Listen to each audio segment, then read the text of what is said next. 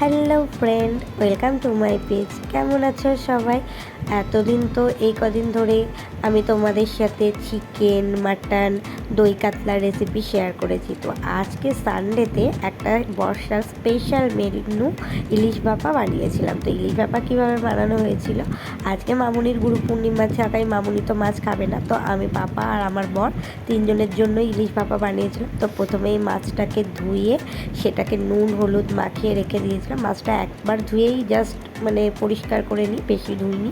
তারপরে একটা মিক্সি জারের মধ্যে একটু পোস্ত আর সাদা সর্ষে, দুটো কাঁচা লঙ্কা আর একটু লবণ দিয়ে একটা পেস্ট বানিয়ে নিই। তারপরে ওই যেটা ম্যারিনেট করেছিলাম নুন হলুদ দিয়ে মাছটা, তার মধ্যে ওই পেস্টটাকে লাগিয়ে একটু নেড়ে চেড়ে দিয়ে তার ওপর দিয়ে ছড়িয়ে দিই কাঁচা সর্ষের তেল। সর্ষের তেল ছড়িয়ে দেওয়ায় হেভি একটা গন্ধ বেরোচ্ছিলো। এখানেই তো 80% রান্না হয়ে গেছিলো।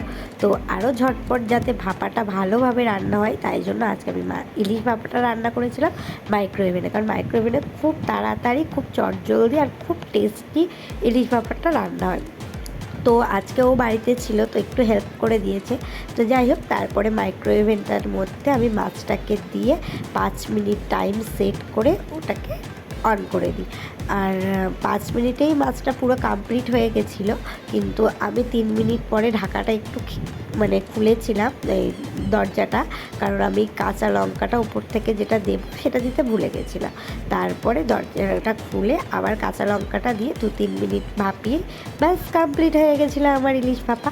তো তোমাদের যদি আমার এই ইলিশ ভাপা রেসিপিটা ভালো লাগে, তাহলে প্লিজ লাইক, কমেন্ট, সাবস্ক্রাইব করে দিয়ে আমার পাশে থেকো। আর হ্যাঁ, ইলিশ ভাপাটা কেমন হয়েছে দেখতে সেটা কিন্তু জানাতে ভুলো না। আবার দেখা হবে পরের অন্য একটি ভিডিওতে। Thank you.